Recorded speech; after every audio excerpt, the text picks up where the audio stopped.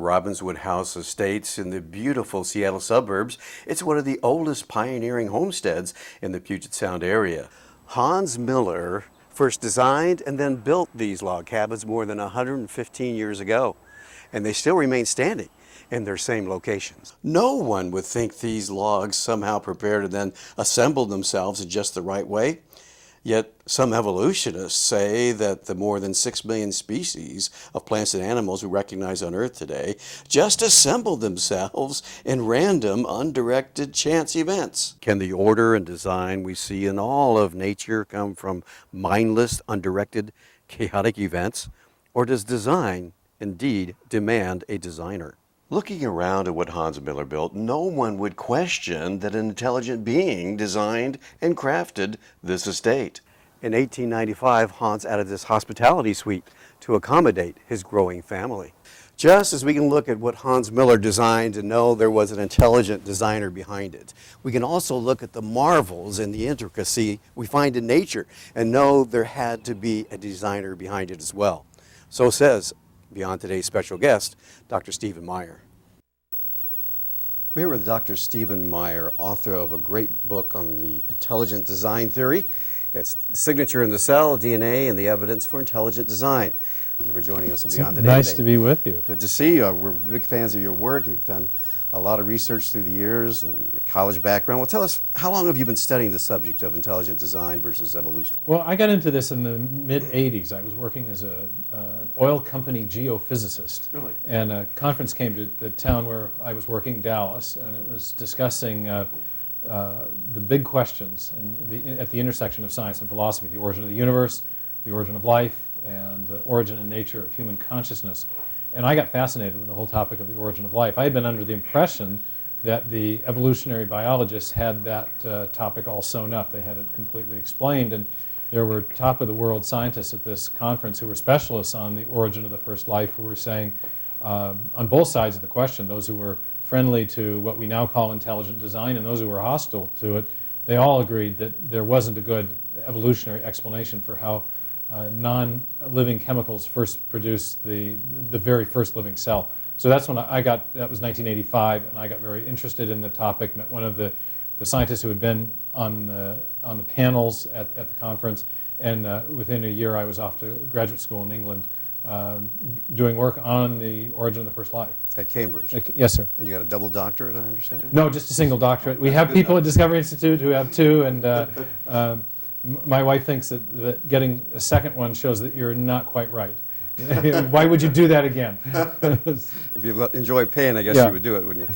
So tell us a little bit about the Center for Science and Culture at Discovery Institute. Well, yeah, that's the institutional home for really the intelligent design research community or movement that's now a growing international movement of scientists around the world. We have 40 associated research fellows, most of them in the natural sciences, but also scholars who are historians or philosophers of science or who work in other related disciplines. So we have a formidable array of scholars and a lot of intellectual firepower. But we create documentary videos, and we have started a lab. We've done work advising state boards of education about how to handle the controversial issue of Darwinian evolution in the public schools. So we're involved in a lot of things surrounding this crucial worldview shaping issue of cosmological and biological origins. Very interesting. You know, many professing Christians feel that they think about the Bible, it talks about God created the heavens and the earth, and they think, well, we have to believe that as an article of faith. There's no scientific evidence or no logical thought pattern that can kind of prove, or at least show and point to a designer who designed it all. How do you respond to those? Well, the theory of intelligent design is not based on a religious text. It's not based on biblical authority or church authority. It's based on the scientific evidence that we see around us. Having said that, the theory does have larger religious implications that are friendly to religious belief. What the media likes to do is to confuse the basis of the theory, which is scientific, with the implications as a way of stigmatizing the theory to say, well, it's just religion, or it's based on religion, or it's a faith-based idea. It's not a faith-based idea. It's a science-based idea. It's based on scientific evidence and standard methods of scientific reasoning. But when you come to the conclusion that an intelligence of some kind must have played a role in the origin of life, or the origin of the universe, and then you begin to think, well, what are the most likely candidates? Many people do come to the conclusion that the most likely candidate is God, and therefore the theory, at least for some, has very striking religious implications. But the basis of the theory is not faith, it's science. Very well put, Dr. Meyer. We thank you so much for joining us today on the Beyond the Day program, and we'll have more right after this. Meyer, we're very pleased to have you here, a great author of a book on intelligent design. And there is some evidence that you would point to that you feel, at least, and many people in your institute and elsewhere feel, points to a designer who created everything. Oh, well, I think there's decisive evidence for intelligence, an intelligent designer behind, for example, the origin of the first life, which is what I've studied for now over 25 years. The thing that excites me most, of course, is the evidence that you find inside the cell, in particular the digital code that's stored along the spine of the DNA molecule. One of the great discoveries of modern science was, of course, the discovery in 1953 of the structure of the DNA molecule, but I think even more important was the insight that came with that discovery 4 years later. It was Francis Crick's great insight called the sequence hypothesis. And he realized that 4 chemicals that run along the spine of the DNA molecule, they're called bases or nucleotide bases, that these 4 chemicals function just like alphabetic characters in a written language or digital characters in the machine code, the zeros and ones that we use in software. In other words, it's not the chemical shape or structure of these chemical subunits that matter, it's their specific arrangement.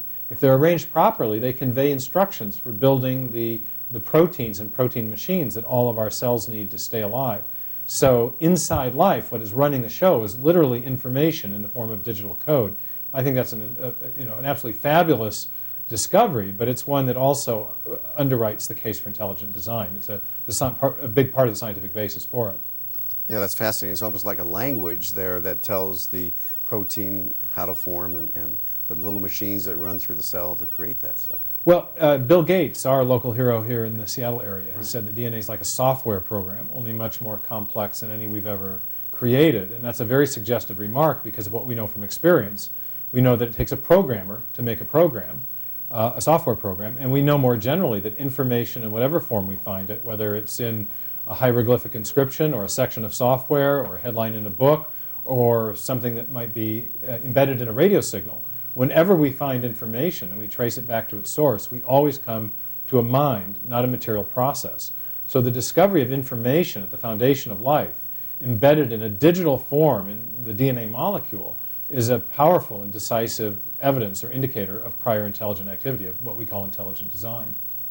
And just the DNA code in a single cell is enough to fill 500 books of 1,000 pages each, and very closely knit type, and so there's a lot of information. Oh, it's packed extremely densely. I lose track of these, these homespun examples, but not that long ago, the information storage density of DNA was some trillions of times greater than our most advanced superchip. So and then you can compare it to phone books and et cetera. But there's a lot of information. 3 billion base pairs in the human genome.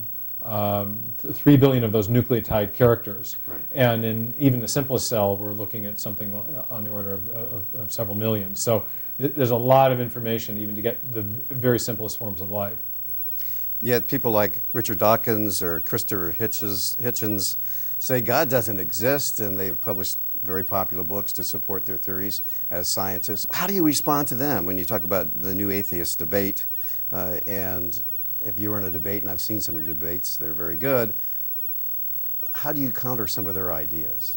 Well, it's interesting. First of all, I think it's important to clarify that in the scientific work we're doing on intelligent design, we're not arguing necessarily that God is the designer. We don't think from the scientific methods that are available to us we can necessarily identify the designing intelligence responsible for life. But the Darwinian idea is that there's no intelligence involved in the origin of life, that life is the result of a purely undirected process that the appearance of design is an illusion, and that the process of natural selection acting on random mutation can mimic the powers of a designing intelligence without being guided or directed in any way. That's the idea we're taking on, and we're showing that from that using standard methods of scientific reasoning and evaluating the most current discoveries in science, there's powerful evidence for intelligent design. So our work does have implications for the debate about the new atheism, because it undermines the foundational premise of the new atheism. The new atheists, like Dawkins, say, since Darwin showed that there was no design behind life, and since the design argument was always the strongest argument for the existence of God, we can now say that belief in God has no objective basis, that it's tantamount to a delusion, a subjective dream or something. And what intelligent design does, among many other things, is it completely undermines the premise of the new atheist argument. It shows that, no, there is evidence of actual intelligent design, of actual design. Therefore, there is an actual intelligence behind it. And then it becomes a matter of philosophical and theological deliberation as to the identity of that designing intelligence. I, myself, am a Christian and a theist, and so I believe that the intelligence responsible for life is God. But that's something that goes beyond the more narrowly focused scientific argument that we develop as part of the theory of intelligent design. Some people believe it was kind of just an accidental happening, random circumstances through the universe that created it. And they often wrap this concept in the theory of billions of years of time, which makes it appear more plausible. What's the bottom line? If you had to get to the bottom line of the argument against evolution in favor of intelligent design with an atheist or with a believer in evolution, one of these scientists, what would you say? Well, what I do in the book Signature in the Cell is develop an argument for intelligent design using a standard method of scientific reasoning. In fact, it's a little bit mischievous of me, but it's the very same method that Darwin used in The Origin of Species. I come to a decidedly non-Darwinian conclusion, namely that there is evidence of actual design, not just the illusion or appearance of design.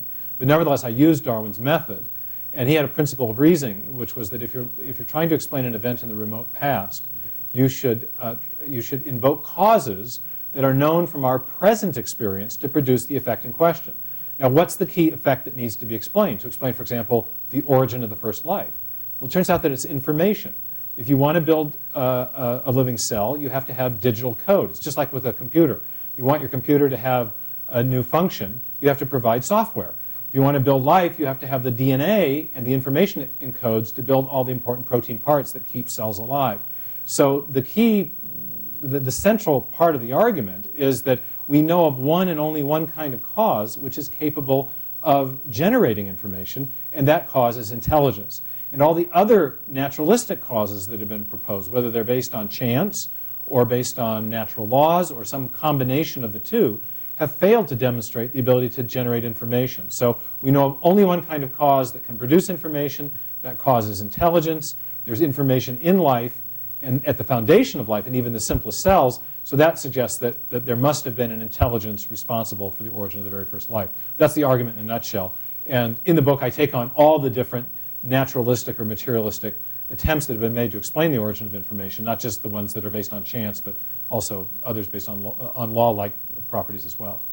Design demands a designer, I guess is really what you're saying. It comes back to that. It does demand a designer, but that's not a logical principle. It's something that we can now affirm because of our careful study of all of the different possible causes that have been proposed to explain the origin of information. And so it's the result of a long and careful examination of what we know about nature. Nature does not produce information starting from physical and chemical precursors. You need a mind. And we know this from experience, lots of examples. The faces on Mount Rushmore. When you look at those faces, because we know that information always arises from an intelligent source, when we see those faces, and we could think of that as an artistic depiction of information. It's not in a digital form, although it could be digitized. But you see an effect which you know from experience only arises from intelligence. You can infer back to the intelligence. Interestingly, a very materialistic-minded group of scientists have for a long time been searching for intelligence in space. It's a project called the Search for Extraterrestrial Intelligence. It was just only recently discontinued because of funding problems, they didn't find any evidence of extraterrestrial intelligence. But it's very interesting as to what they were looking for. They were looking for encoded messages and radio signals. They were looking for information. And they understood that information is a distinctive hallmark of mind, of intelligence. Had they found information embedded in radio signals coming from space, they would have inferred that there was an intelligence behind them. And so this is the key idea, is that what we know about cause and effect can allow us to determine a cause from an effect when the effect is distinctive of one and only one kind of cause. And information is distinctive of one and only one kind of cause, and that cause, again, is intelligence.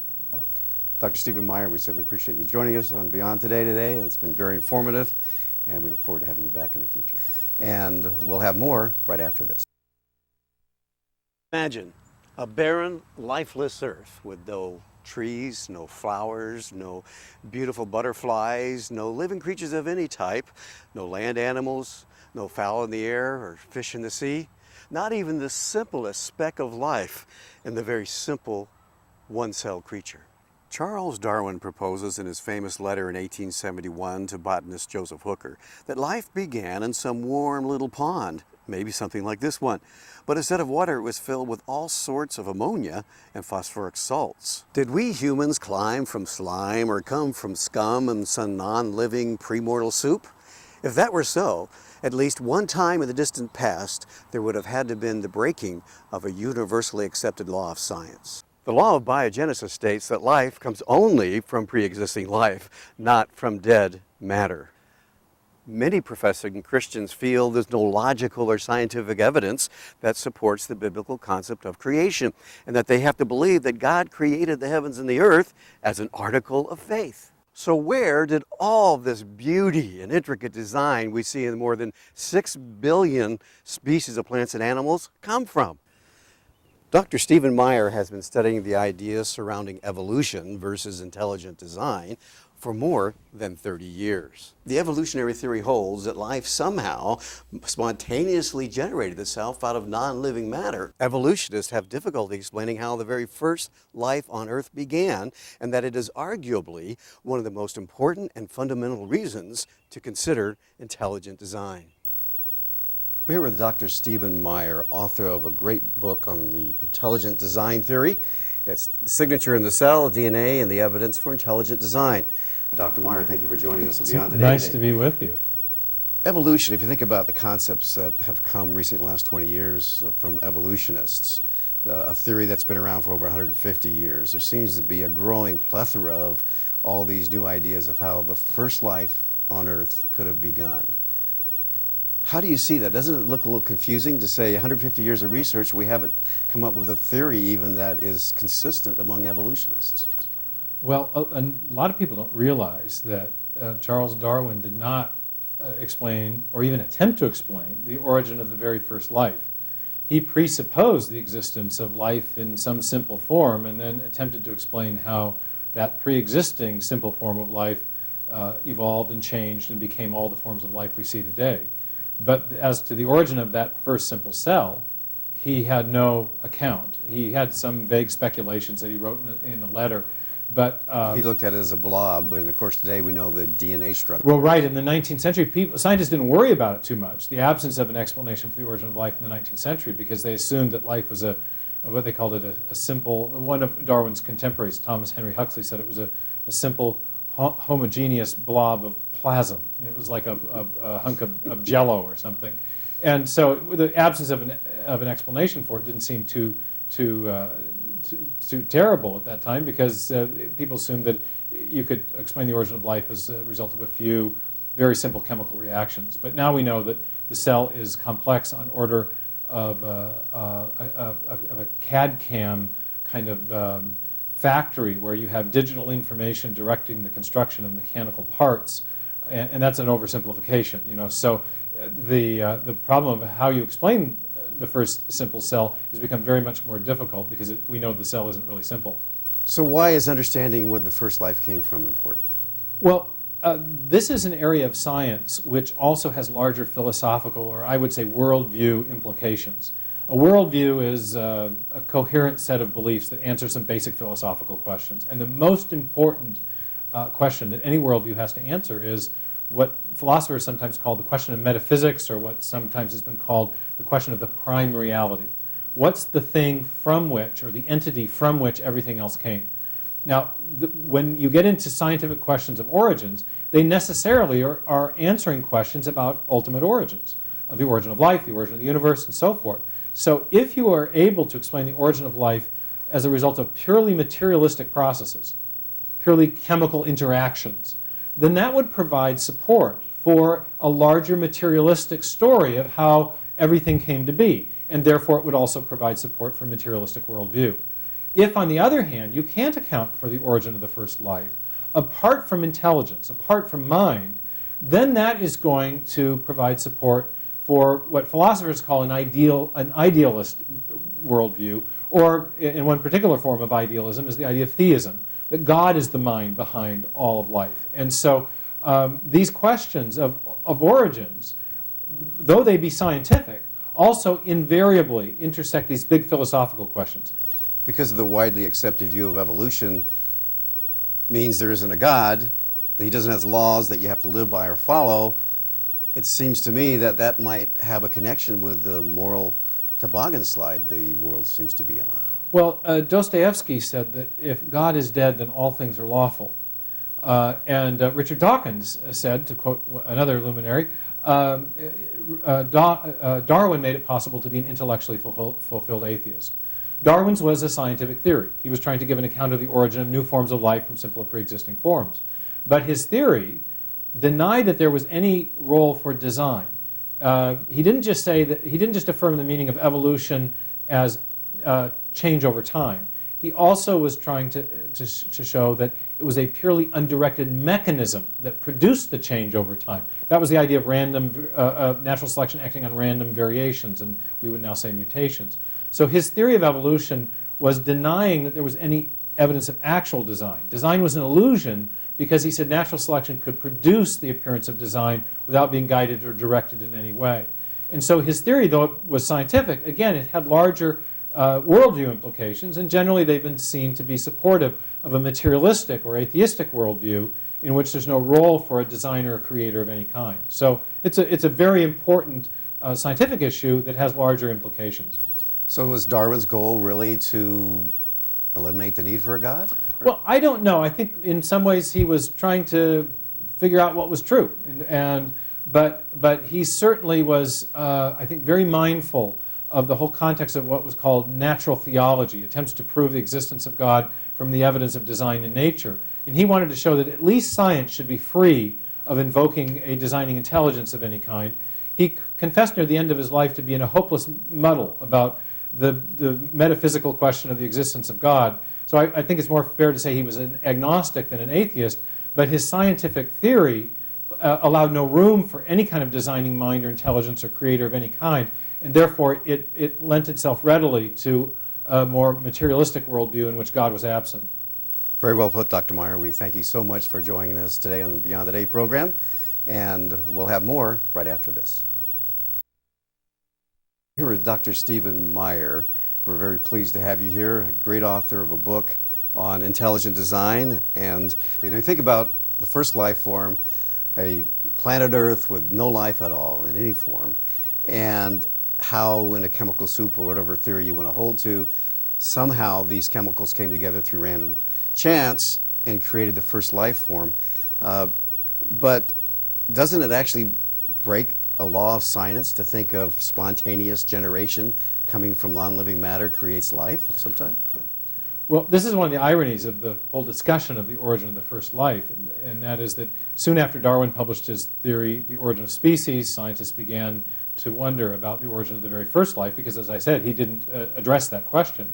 And nearly at that same time, Louis Pasteur was in France establishing that all claims to spontaneous generation that had been made to that point were actually the result of pre-existing organisms that had contaminated various kinds of samples. Right. So spontaneous generation was fully discredited. At the same time, scientists began to think about not exactly spontaneous generation, but another form of getting life from non-life, these chemical evolutionary theories. They added the extra element of lots and lots of time, But that really hasn't solved the problem. 150 years out now from Darwin's publication of The Origin of Species, we're no closer to having a chemical evolutionary theory of the origin of the first life than we were in the 19th century.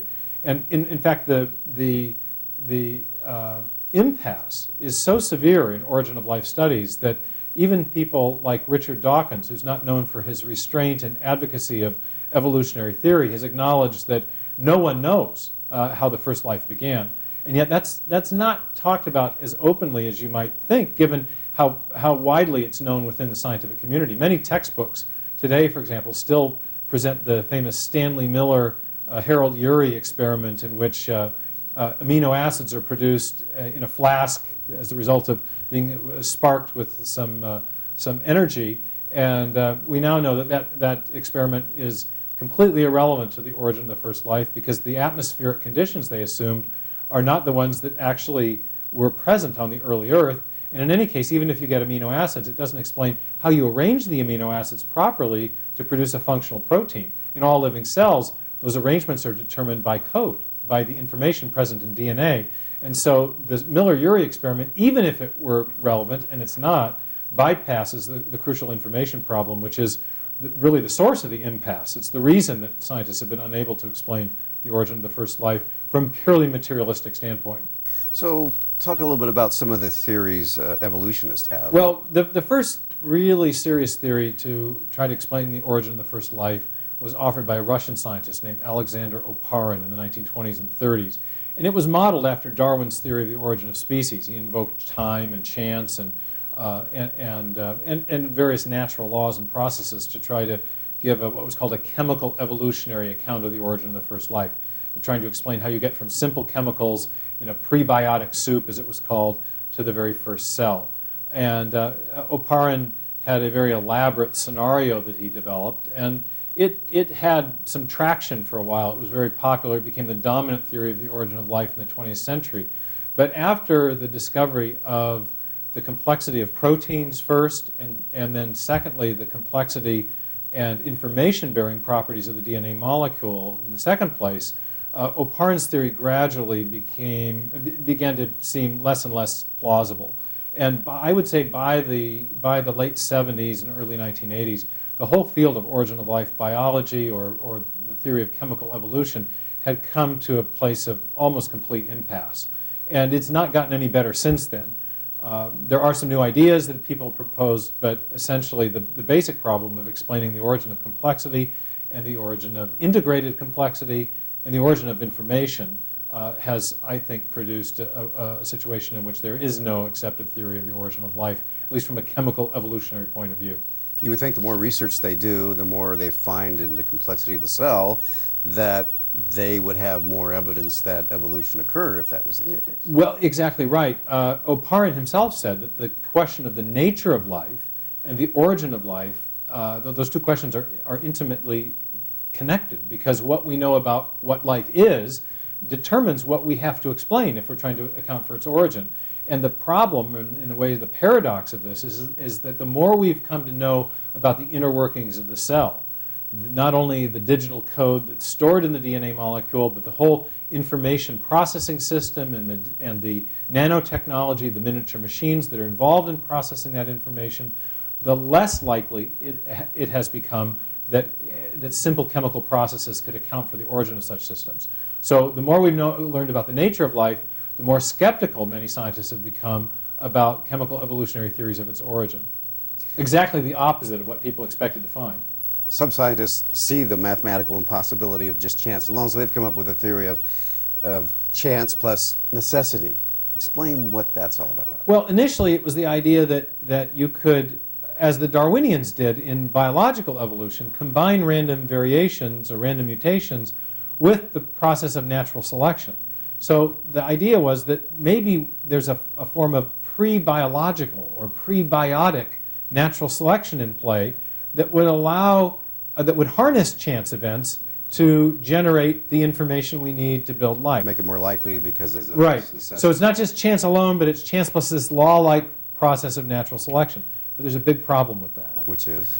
Well, to get natural selection going, you need organisms that can copy themselves and generate offspring that can compete for survival among themselves. In other words, you need the capacity for self-reproduction, or self-replication as it's called. But self-replication in all existing organisms takes place because of DNA and proteins, information-rich DNA and proteins that are importantly involved in cell division, for example. So to build a self-replicating organism, to get natural selection going, you need a self-replicating organism. But to get a self-replicating organism, you need information-rich DNA and proteins. So which came first, the chicken or the egg? Well, what were we trying to explain in the first place? Yeah. Information-rich DNA and proteins. So in order to explain the origin of information, you invoke natural selection, prebiotic natural selection, but that just presupposes the very thing you're trying to explain in the first place. So it's a question-begging argument. Yeah. I tell an illustration in my lectures to get the point across of an absent-minded philosopher of science. Picture anyone you might think of, and walking home from his office, and he falls in a big pit, 30 feet deep, and he says, "I know, I need a ladder." So he says, "No problem." He goes home and gets a ladder, comes back, jumps in the pit, and climbs out. Well, obviously my story begs a question, which is a very similar thing. To get natural selection going, in order to explain the origin of information, you got to presuppose the origin of information in the first place. It's like you're just jumping or climbing out of the pit without a ladder. It begs the question of where that information came from. Exactly. Well, Dr. Steven Meyer, we thank you so much for joining us today on Beyond Today.